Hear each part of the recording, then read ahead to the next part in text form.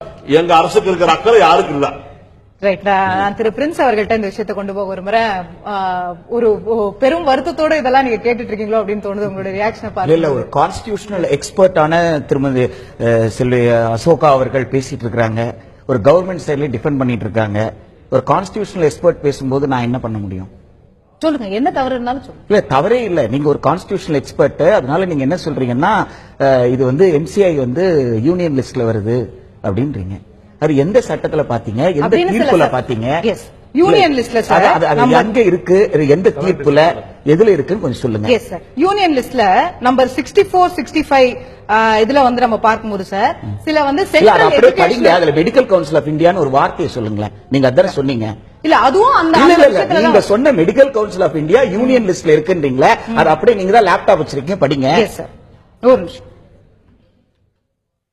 Union லிஸ்ட்ல இருக்கக்கூடிய 64 institutions for scientific and technical education financed by the government of India wholly or in part. Madras Medical College is not financed by the government of India. சொல்லுங்க. And declared by parliament by law to be institutions of national importance. அதுதான் AIIMS and JIPMER. அதுதான் AIIMS and JIPMER. அதுக்கப்புறம் 65 நீங்க சொன்னது எதுவுமே Madras medical college வராது. 65 என்ன சொல்லுது? Union agencies and institutions for professional vocational training அதெல்லாம் சொல்லுது. அது ஐஐடி சொல்லுது, அது எய்ம்ஸ் சொல்லுது, அது ஜிப்மர் சொல்லுது. 66 என்ன சொல்லுது? Coordination and determination of standards. Very good. In institutions for higher education and scientific and technical institutions. Yes, of course. Standard determine பண்ண விஷயம் தான். PK Sampath Kumar PK Mishra judgment எடுத்து நீங்க படிக்கணும். They have elaborately discussed. 2007ல ஆக்ட் அப்பீல் பண்ணும்போது நீங்க சொல்லக்கூடிய இந்த விஷயத்தை அவங்க டிஸ்கஸ் பண்ணிருக்காங்க. என்ன சொல்றீங்க? Coordination in standard and determination of standard. Determination of எப்போ நான் தந்தி டிவி குள்ள ரிப்போர்ட்டரா மாறணும். நான் கேக்குறேன், தந்தி டிவி ரிப்போர்ட்டரா நான் என்ன தந்தி டிவி ரிப்போர்ட்டர் சொல்லணும். எப்ப சொல்ல முடியும்? எப்ப சொல்ல முடியும்? தந்தி டிவி எனக்கு ஒரு ஐடி கார்டு கொடுக்கணும்ல, என்ன வேலைக்கு எடுக்கணும்ல, அப்புறம் தான் என் ஸ்டாண்டர்ட் என்ன தந்தி டிவி சொல்ல முடியும். நான் இன்னும் தந்தி டிவிக்குள்ள வரவே இல்லை, நான் தந்தி டிவி ஆயிருவேனா? ஒரு கல்லூரிக்குள்ள நுழைந்த பிறகு 66 யூனியன் லிஸ்ட் எப்போ, டிட்டர்மினேஷன் ஆஃப் ஸ்டாண்டர்ட் எப்போ, நான் எம்பிபிஎஸ் சேர்ந்த பிறகு. சரியா? எம்பிபிஎஸ் சேருவதற்கான குவாலிபிகேஷன் 2007ல ஆபீஸ் மெமரண்டம் ஆஃப் MHRD மனிதவள மேம்பாட்டுத்துறை அமைச்சகம், அதே போல ஹெல்த் மினிஸ்ட்ரி 2 நோ அப்ஜெக்ஷன் கொடுத்திருக்காங்க. அப்ப அவங்க என்ன சொல்லிருக்காங்க? they are not lowering the standard அப்படின்ற வார்த்தையை பயன்படுத்தி இருக்காங்க. அதே Sampath Kumar PK Mishra ஜட்ஜ்மென்ட்ல this act does not lower the standard, எந்த தரத்தையும் இவர்கள் குறைக்கல அப்படின்னு சொல்லியிருக்காங்க. யூனிவர்சிட்டி கிராண்ட்ஸ் கமிஷன் ஆக்ட் ஒன்னு இருக்கு, இன்னைக்கு தேதி வரைக்கும் நடைமுறைக்கு இருக்கு. அதுல UG course MBBS BDS BE இதெல்லாம் யூஜி அண்டர் கிராஜுவேட் கோர்ஸ், இதுக்கு என்ன குவாலிஃபிகேஷன் கொடுத்திருக்காங்க தெரியுங்களா? இது வரைக்கும் அந்த ஆக்ட் அமெண்ட் ஆகல. 10+2 இருந்தா தட் இஸ் த குவாலிஃபிகேஷன். நீங்க மெடிக்கல் கவுன்சில் ஆஃப் இந்தியால நீங்க 10D ல ஒரு செக்ஷன் கொண்டு வந்திருக்கீங்க. அந்த செக்ஷனுக்கு ஹானரபிள் நட்டா அவர்கள் ஒரு பில் பிரசன்ட் பண்றார் பார்லிமெண்ட்ல. அந்த பில்லு கூட உங்ககிட்ட இருக்கும், அதே லேப்டாப்ல எடுத்து பாருங்க. 2016ல அவர் பிரசன்ட் பண்ணும்போது என்ன சொல்றாருன்னா, பித் அண்ட் சப்ஸ்டன்ஸ் கோர்ட்ல டிஸ்கஸ் பண்ணுவாங்க. என்னன்னா அதான் அப்ஜெக்டிவ் அண்ட் ரீசன்ஸ், எதனால் ஒரு ப்ரொவிஷன் கொடுக்கிறோம். நீட் கம்பல்சரி செக்ஷன் D சொல்லும் பொழுது அதுக்கு அடுத்த பேராகிராஃப்ல ஃபார் 2016-17 அலோன் 2017-16-17க்கு மட்டும் விருப்பப்படாத மாநிலங்களுக்கு விலக்கு கொடுக்கிறேன்னு சொல்லியிருக்காங்க. அந்த விலக்கு ஏன் கொடுக்கறாங்கன்றத ஒரு 4 பக்கத்துக்கு அப்ஜெக்டிவ்ஸ் அண்ட் ரீசன்ஸ் சொல்லி பார்லிமெண்ட்ல பிளேஸ் பண்ணிருக்காங்க. அதுல 3 காரணங்கள் சொல்றாங்க. அந்த 3 காரணத்தில் ஒரு காரணம் என்னன்னா, the syllabi for the state board examination is different from AIPMT, which is the basis for NEET phase 2. அதாவது நீட்டுக்குண்டான பாடத்திட்டமும் மாநில பாடத்திட்டமும் வெவ்வேறானது, அதற்காக நாம் கொடுக்கிறோம் சொல்லியிருக்காங்க. 2016-17க்கு எதை காரணமாக காட்டினீர்களோ அந்த காரணம் என்ன மாறலையே.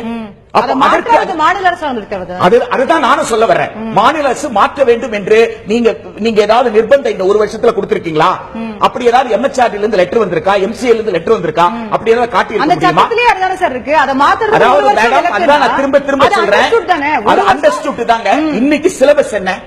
இன்னைக்கு சிலபஸ் வெவ்வேறு ஆயிடுச்சா? மாத்தாதது யாரு? தமிழ்நாடு கவர்மெண்ட். அதனால மாணவர்களை பழி வாங்கலாமா? தமிழ்நாடு கவர்மெண்ட் தப்பு பண்ணிச்சு, அதனால மாணவர்களை பழிவாங்கல சொல்லாமா? நீங்க சொல்லி இருக்கிறதுல நீங்க ஒரு காரணம் சொல்லி இருக்கிறீங்க, அதே காரணம் இன்னி வரைக்கும் தொடருது. ஒன்று. இரண்டாவது, ஆர்டினன்ஸ் கொண்டு வர்றாங்க முதல்ல.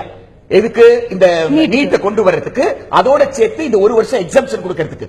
ஆர்டினன்ஸ் கொண்டு வர்றதுக்கு முன்னாடி அன்றைய முதலமைச்சர் செல்வி ஜெயலலிதா அவர்கள் எங்களுக்கு நீட்டில் இருந்து விலக்கு கொடுங்கன்னு கடிதம் எழுதுறாங்க. ஆர்டினன்ஸ் வந்த உடனேயே அவங்க வந்து பிரதமருக்கு நன்றி தெரிவித்து கடிதம் எழுதுறாங்க. அந்த நன்றி தெரிவித்து கடிதம் எழுதுறதுல நீங்க 2016 2017க்கு விலக்கு கொடுத்திருக்கிறீங்க, நான் மகிழ்ச்சியோடு வரவேற்கிறேன், நன்றியை தெரிவித்துக் கொள்கிறேன். ஆனால் தமிழ்நாட்டிற்கு நிரந்தரமான விலக்கு வேண்டும் என்று உடனடியாக கேட்கிறார்கள். நீங்க சட்ட மசோதா வைக்கும் பொழுது எங்களுக்கு நிரந்தரமா கொடுங்கன்னு கேட்கிறாங்க. அதுக்கப்புறம் ஜூலை மாசத்துல நிதி ஆயோக் கூட்டம் நடக்குது, இன்டர்ஸ்டேட் கவுன்சில் மீட்டிங் நடக்குது. அதுல ஓ பன்னீர்செல்வம் அவர்கள் தான் முதலமைச்சரோட உரையை வாசிக்கிறாங்க. அதுல அன்றைய முதலமைச்சர் செல்வி ஜெயலலிதா அவர்கள் நீட்டில் இருந்து நிரந்தரமான விலக்கு வேணும் கேட்டிருக்காங்க. அவங்களுடைய 3 கடிதத்துல எந்த கடிதத்திலும் ஓராண்டுக்கு விலக்கு கொடு என்று எந்த கடிதத்திலும் கேட்கல. இரண்டாவது, நீட் என்பது என்ட்ரன்ஸ் எக்ஸாம் கிடையாது. நீட் என்பது ஒரு தகுதி தேர்வு, எலிஜிபிலிட்டி. அப்படின்னா +2 நீங்க எலிஜிபிலிட்டி இல்லன்னு சொல்றீங்க. ஸ்டேட் சிலபஸ் எஸ்டாப்லிஷ் பண்ணா அது வந்து சப்ஸ்டாண்டர்ட் சொல்ல வர்றீங்க. மாநில அரசுக்கு ஒட்டுமொத்த இந்தியாவுக்கும் ஒரே ஒட்டுமொத்த இந்தியாவுக்கும் எலிஜிபிலிட்டி நீங்க தான் தீர்மானிப்பீங்கன்னு எதுக்கு சொல்றீங்க?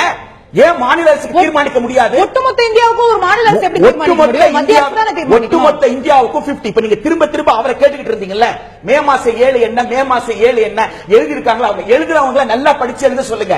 எழுதுறவங்க யாரு? மே மாசம் 7ஆம் தேதி எழுத போறது யாரு? 1400 ரூபாய் பணம் கட்ட வாய்ப்பு இருந்தவங்க. மே மாசம் 7ஆம் தேதி யாரு? 750 ரூபாய் வாய்ப்பு இருக்கிறவங்க. SC ST DAP இருந்தா அவர்களுக்கு பணம் இருக்கு, கட்டிட்டாங்க. திருச்சூர்ல போய் லட்சக்கணக்கில் பணம் செலவு பண்ணி படிச்சிட்டு இருக்காங்க. கோயம்புத்தூர்ல படிச்சிட்டு இருக்காங்க, சென்னையில படிச்சிட்டு இருக்காங்க. லட்சக்கணக்கில் பணம் கட்டி கோச்சிங் கிளாஸ் படித்தால் மட்டும்தான் IITக்கு போக முடியும். அது இன்னைக்கு இந்து பேப்பர்ல 2 செய்தி போட்டிருக்காங்க. உதய்பூர்ல இருந்து ஒரு செய்தி போட்டிருக்காங்க, அதே மாதிரி தமிழ்நாட்டில இருந்து ஒரு செய்தி போட்டிருக்காங்க. அதுல அந்த கோச்சிங் சென்டரோட பேரை போட்டிருக்காங்க. பேரை போட்டு இந்த ஸ்கூலோட பையன் போட்டிருக்காங்க. அதெல்லாம் நடக்குதுன்றதா அதுதான் நான் என்ன சொல்றேன். நீட் என்ன செய்யுதுன்னா, நீட் என்பது பள்ளி கல்வித்துறையை அழித்து விட்டு classroom teaching, coaching room teaching மாத்துது. இல்ல, அங்கதான் கேள்வி எங்க வருதுன்னா, ஏற்கனவே இன்னைக்கு நிலைமை அப்படிதான் இருக்குன்றது இல்ல. நான் என்ன கேட்கிறேன், 50 ஆண்டு கால IIT நிலைமை அதான், 50 ஆண்டு கால எய்ம்ஸ் நிலைமை அதான், 50 ஆண்டு கால ஜிப்பர் நிலைமை அதான். இல்லங்க, நான் அதுதான் திரு நாராயணன் அவர்கிட்ட முதல்ல கேட்டோம். நம்ம நாராயணன் அவர்கள் கேட்டீங்களா, செல்வராஜ் கிட்ட கேட்டீங்களா, பிரின்ஸ் கிட்ட கேட்டீங்களா, பிரச்சனை இல்லைங்க. நீட் என்பது நேஷனல் எலிஜிபிலிட்டி கம் என்ட்ரன்ஸ். எலிஜிபிலிட்டினா என்ன? தகுதின்னு அர்த்தம். எது தகுதி? அப்ப +2 தகுதி இல்லையா? அதான் நம்ம பேசுவோம். நான் என்ன கேக்குறேன்னா, இன்னைக்கு வந்து நீட் தேர்வுக்கு விலக்கு அளிக்கணும், அதற்கான அனைத்து விஷயங்களும் மத்திய அரசாங்கம் செய்யணும்ன்றதையும் நீங்க சொல்றீங்க. நம்ம அவங்க ஏன் அளிக்கலங்கறத நம்ம கேட்போம். அவங்க ஏன் அளிக்கலன்றது பிரச்சனை இல்லைங்க. அவங்க அளிக்கிறது அளிக்காத அவர் நட்டா கிடையாது அவர் சொல்றதுக்கு. இங்க சிக்கல் என்னன்றத பத்தி பேசாம நீங்க ஏங்க அளிக்கலன்னா அளிக்க முடியாதுன்னு அவர் சொல்லுவார். அதுதான் நானும் கேக்குறேன். அப்போ இன்னைக்கு மே 7 எழுத போறோம். நான் என்ன சொல்றேன், சொல்ல விடுங்க. மே 7 என்ன சொல்ல விடுங்க. மே 7 என்ன? மே 7 15% ஆல் இந்தியா கோட்டாக்கு போறவன். மே யாரு?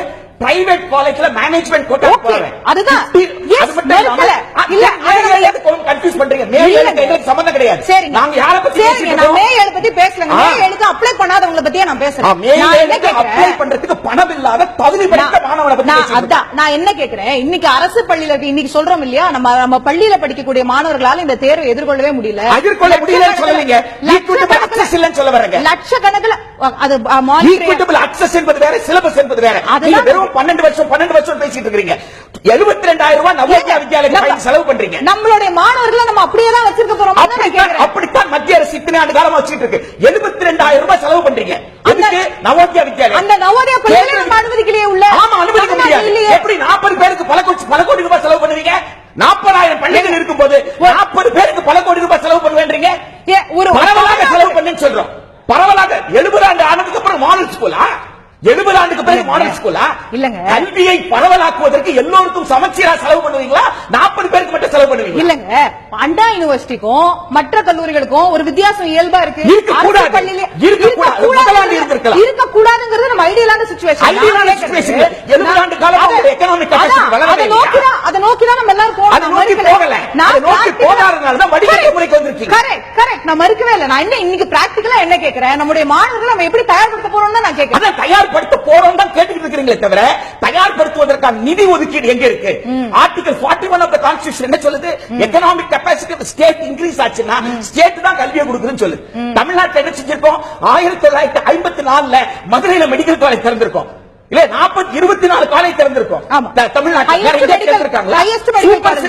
சூப்பர் ஸ்பெஷாலிட்டி கோர்சஸ் மட்டும் 130 வச்சிட்டு இருக்கோம். ஆனா அந்த 130ல தமிழ்நாட்டுக்கு எந்த ரிசர்வேஷன் கிடையாது. அப்போ தமிழ்நாட்டில் எப்படி நீங்க எஜுகேஷன் இம்ப்ரூவ் ஆகலன்னு சொல்றீங்க? எப்படி ஸ்டாண்டர்ட் இம்ப்ரூவ் ஆகலன்னு சொல்றீங்க? இங்க என்ன நடக்குதுன்னா பிற மாநிலத்தில் சீட்டே இல்லாதனால இல்ல, தொடர்ந்து நம்முடைய மாணவர்கள் இந்த மாதிரி பொது அகில இந்திய நுழைவுத் தேர்வுகள் வரும்போது சிக்கல் ஏற்படுது. நுழைவுத் தேர்வு நீட் என்பது மாநில அரசாங்கத்தின் உரிமையை பறிக்கக்கூடியது, கூட்டாட்சி தத்துவத்திற்கு எதிரானது. நீட் என்பதை வெறும் அட்மிஷனுக்கான விஷயமாக நீங்க பார்க்க முடியாது. திருநாராயணன்